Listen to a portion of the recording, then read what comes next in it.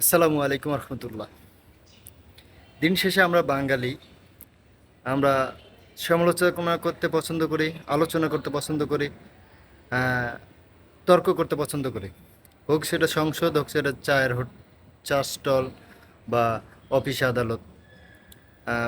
গত কয়েকদিনের আমরা অনেকগুলো অভিজ্ঞতার সম্মুখীন হয়েছি, অনেক কিছু আমরা জেনেছি।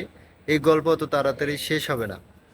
আমরা জ্ঞান দিব, জ্ঞান নিব, জ্ঞান আহ, প্রয়োগ করব, মানুষকে বুঝাবো, নিজে বুঝবো এবং অন্যের প্রতি নিজেকে জাহির করব। এরকমই চলতে থাকবে বেশ কিছুদিন। তারপর আমরা কি শিখলাম, আমরা কি দেখলাম? বিগত কয়েকদিনে আমরা দেখেছি মানুষ তার দাবি আদায়ের জন্য রক্ত দিতে দেখেছি, জীবন দিতে দেখেছি, এবং দাবি আদায় হয়েছে। নিঃসন্দেহে আমরা জয় পেয়েছি, এটা আমাদের সকলের আহ, কষ্টে অর্জিত ফসল। কারো জীবনের বিনিময়ে, কারো দোয়ার বিনিময়ে, কারো রাস্তায় রাজপথে চলার বিনিময়ে আমরা এই অর্জন পেয়েছি। এরপরও আমরা কি দেখছি? এরপরও আমরা এর মধ্যেও আমরা অনাকাঙ্ক্ষিত অনেক ঘটনাও দেখছি। আমরা গসিপ করছি এই জাতি কখনো সভ্য হবে না। বলার কারণ আছে। আমরা যখন ন্যায়ের পক্ষে সংগ্রাম করলাম, ন্যায়ের পক্ষে কথা বললাম, তাজা প্রাণের বিনিময়ে আমরা একটা বিজয় পেলাম। স্বপ্ন আমাদের পজিটিভ, পবিত্র স্বপ্ন, একটা দুর্নীতিমুক্ত ন্যায় শাসন প্রতিষ্ঠা করা, দেশকে এগিয়ে নিতে পারবে এমন একটা শাসককে দেশে দেখা, অন্যায় যারা করতো তাদেরকে প্রতিহত করা, এটাই ছিল। কিন্তু এই স্বপ্ন বাস্তবায়ন করার পরও কিছু লোক এমন আছে যারা সুবিধাভোগী, রাস্তায় নেমে তারা ভাঙচুর, লুটতারাজ এগুলোর মধ্যে নিমজ্জিত।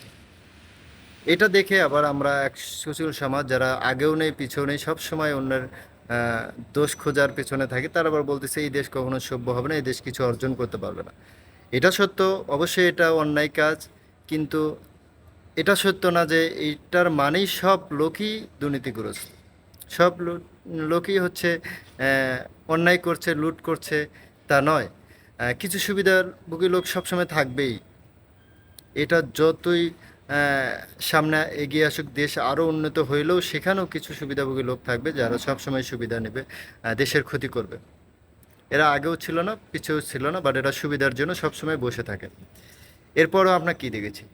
এরপর আমরা দেখেছি ওই ছাত্র সমাজকে যারা স্বপ্ন দেখে তারা আবার রাস্তায় নেমে রাস্তা পরিষ্কার করছে, ভাঙ্গাচোরাকে পুনর্নির্মাণ করার চেষ্টা করছে।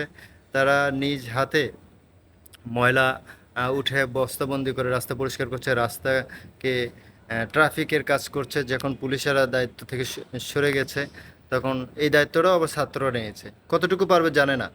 এদের অন্তর দেখেন, এদের পজিটিভ দৃষ্টিভঙ্গি দেখেন, এরা দেশ পরিবর্তন করতে চায়। আপনি এদের দেখে কি বলবেন? শুষ্কা কিছু চোর শেষরকে দিয়ে কি দেশকে মূল্যায়ন করবেন? দেশ অনেক বেশি উন্নত হলেও শুষ্কা চোর থাকবে, আবার খারাপ হয়ে গেলেও কিছু ভালো মানুষ থাকবে। ভালো মানুষরা যেহেতু সামনে আসার চেষ্টা করছে, তাদের পজিটিভ দিকটাকে দেখি এবং তাদেরকে সামনে আনার চেষ্টা করি। আর যারা যেখানেই এই ছেঁচড়ামি করছে, আমরা আমাদের নৈতিকতার দিক থেকে তাদেরকে প্রতিহত করার চেষ্টা করব। একটা কথা আমরা বরাবরই জানি, স্বাধীনতা অর্জনের চেয়ে রক্ষা করা কঠিন, অবশ্যই কঠিন। যেটা আমরা 71 অর্জন করার পরও এখনও রক্ষা করতে পারিনি, আবার আমরা নতুনভাবে স্বপ্ন দেখছি আমরা এবার স্বাধীনতা রক্ষা করব। তো এই জন্য আমাদের কি করতে হবে? এই জন্য আমাদের পজিটিভ মাইন্ডের লোকদেরকে অবশ্যই সামনের কাতারে রাখতে হবে, সম্মান করতে হবে। এবং যারা স্যাচর আছে, আমরা যে যার জায়গা থেকে যথাসম্ভব তাদেরকে প্রতিহত করতে হবে এবং আত্মসমালোচনা করতে হবে। নিজের ভিতরের দোষগুলো খুঁজে বের করতে হবে, দোষ পরিহার করতে হবে, এবং আহ, ভালো দিকগুলো ফুটে তুলতে হবে। ভালো কাজগুলো প্রত্যেক দিন একটা না একটা বিষয়, ভালো কাজ নিজের মধ্যে ইনক্লুড করতে হবে। একটি করে খারাপ গুণকে পরিহার করতে হবে। কোনো মানুষই পরিপূর্ণ ভালো নয়, কোনো মানুষই সম্পূর্ণ খারাপ নয়। খারাপ লোকটিকেও বলছি, আপনার ভালো দিকগুলো দেখুন, সেগুলো কতটা প্রশংসনীয়। আপনার ভালো কাজের জন্য প্রশংসা আপনি মানুষ না করলেও আপনার ভালো কাজের মাধ্যমে আপনি নিজেই নিজের কাছে প্রশংসিত হবেন, আপনার ভালো লাগবে। খারাপগুলো পরিহার করুন, আর ভালো যারা করছেন তারা আরও ভালো করার চেষ্টা করুন। এই দোয়া করে আমরা আছি, ভালোর দিকেই অগ্রসর হব। আহ, কোনো নেগেটিভ কিছু নিয়ে আমরা দুশ্চিন্তা না করি, আর নেগেটিভকে প্রচার না করি। নেগেটিভকে মানুষের সামনে জাহির করে নিজেকে জ্ঞানী বলার কোনো কিছু নেই। আমরা স্বপ্ন দেখি, স্বপ্ন নিয়ে বাঁচি। স্বপ্ন না থাকলে পৃথিবী থাকবে না। যতদিন মানুষ স্বপ্ন দেখবে ততদিন পৃথিবী সুন্দরের পথে যাবে, সুন্দরের জন্য মানুষ কাজ করবে, পৃথিবীটা পুনর্গঠন করার চেষ্টা করবে। এই সংগ্রাম আজকের এখানে শেষ না। আমার দৃষ্টিভঙ্গি যা দেখছে, সংগ্রাম মাত্র শুরু।